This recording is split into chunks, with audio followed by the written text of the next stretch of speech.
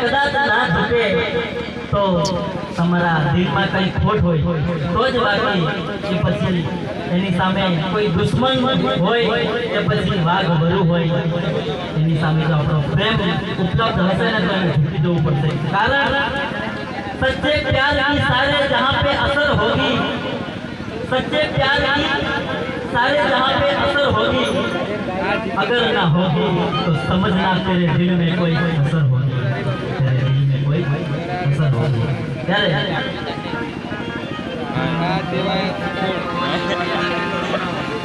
कौन है हमारा दिल रानी बातों में ये होकारा करता रे तो भाई कौन है हमारा